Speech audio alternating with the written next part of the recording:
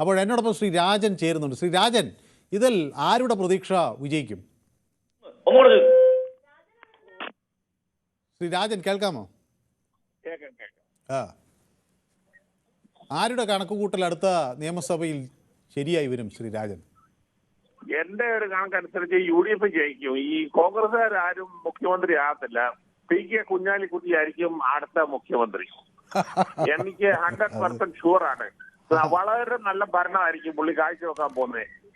സ്കൂളിലെല്ലാം പച്ച യൂണിഫോം, ഹലാല് പപ്പടം. അങ്ങനെ എനിക്ക് ഇപ്പൊ മുസ്ലിം ലീഗ് രാഷ്ട്രീയത്തോട് വലിയ താല്പര്യമൊന്നുമില്ല. പക്ഷേ ഞാൻ പറയുന്നത് അങ്ങനെയൊക്കെ മുസ്ലിം ലീഗ് അങ്ങനെ വല്ലാത്ത വർഗീയതയൊന്നും അവർ പറയാറുണ്ടോ? അവർ കുറെ കൂടുതൽ മിതവാദവും മതേതരത്വവും ഉയർത്തിപ്പിടിക്കുന്ന ആളുകൾ എനിക്ക് തോന്നിയിട്ടുണ്ട്.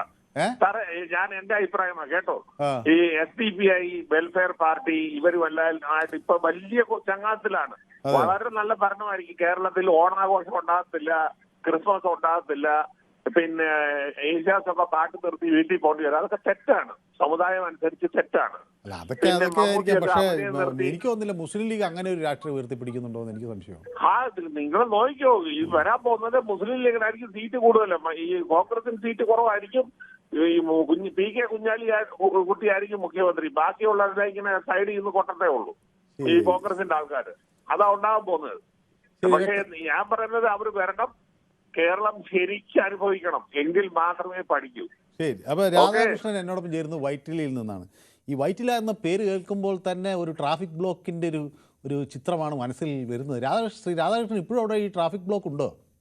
അതെ അതെ അതെ, നമസ്കാരം. അത് എന്നും അവിടെ ബ്ലോക്കാണ്. കാരണം എന്ന് വെച്ചാൽ ഈ എറണാകുളത്തേക്ക് പോകണമെങ്കിലും നമ്മൾ എറണാകുളത്ത് നിന്ന് വരണമെങ്കിലും ഭയങ്കര ബ്ലോക്ക്. ആ ബ്ലോക്ക് തീരണില്ല, ബ്ലോക്ക് കൂടിയ വരണം.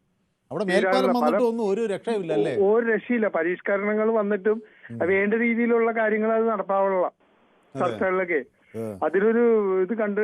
പക്ഷെ അതൊന്നും അല്ല നടപ്പാവുന്നത്, വേറെ രീതിയിലാ. അപ്പൊ അങ്ങനെ വരുമ്പോഴത്തേക്കും ബ്ലോക്ക് മാറണില്ല.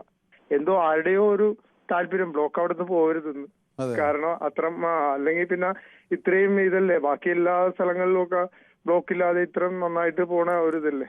അപ്പൊ ഇവിടെ മാത്രം ഇങ്ങനെ കെട്ടിക്കിടക്കണ വണ്ടികള്. ശ്രീ രാധാകൃഷ്ണൻ എന്ത് കരുതുന്നു? അങ്ങക്ക് ഈ അടുത്ത തെരഞ്ഞെടുപ്പ്, ഇപ്പൊ തദ്ദേശ തെരഞ്ഞെടുപ്പ് വലിയ ആത്മവിശ്വാസമാണ് കോൺഗ്രസിന് നൽകുന്നത്. അത് അവരുടെ നിയമസഭാ തെരഞ്ഞെടുപ്പിലെ വിജയത്തിന് ആവേശം പകരുമോ, അതോ ഈ വിജയത്തിൽ ആഘോഷിക്കുന്നവർക്ക് കാലിടറുമോ, ഇടതു മുന്നണി തെറ്റിതിരുത്തുമോ? അങ്ങക്ക് എന്താ തോന്നുന്നത്? അല്ല, ഇതില് ഇപ്പൊ ഇതുവരെ കോൺഗ്രസിന്റെ വേണ്ട അത് ജനങ്ങളുടെ ഒരു ഭരണത്തോടുള്ള ഒരു ഇതുണ്ട്, വെറുപ്പുണ്ട്. അപ്പൊ അതെല്ലാം കൂടി കോൺഗ്രസിന് ഗുണം ചെയ്യുമ്പോ കോൺഗ്രസ് തന്നെ അധികാരത്തിൽ വരും. അപ്പൊ അങ്ങനെ വന്നാൽ ആര് മുഖ്യമന്ത്രി ആകാനാണ് കൂടുതൽ സാധ്യത? അത് രമേശ് ചെന്നിത്തലയാണ് സാധ്യത. അപ്പൊ നമ്മുടെ VD സതീശന് അങ്ങയുടെ ജില്ലക്കാരനാണല്ലോ, സാധ്യത ഇല്ലേ? അതെ അതെ, ശരിക്കും ആണ്. പക്ഷെ വരാനുള്ള ആ സമയത്തേക്ക് രമേശ് ചെന്നിത്തല ആവുള്ളൂ. കാരണം അങ്ങനെ ഒരു ഇത് വരും.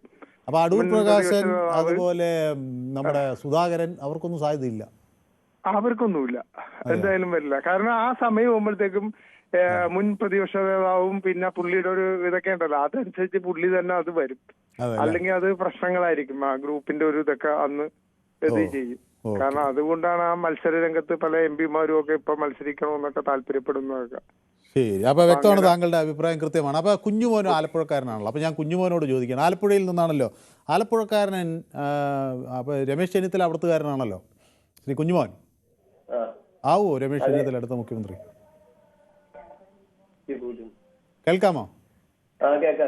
ഞാൻ ചോദിക്കുന്നത്, ഇപ്പൊ ഇദ്ദേഹം പറഞ്ഞു കേട്ടല്ലോ ആലപ്പുഴയിൽ നിന്നൊരു മുഖ്യമന്ത്രി ഉണ്ടാകുമോ അടുത്ത മന്ത്രിസഭയിൽ? തീർച്ചയായിട്ടും. കുഞ്ഞുമോൻ കോൺഗ്രസ്സുകാരനാണല്ലേ?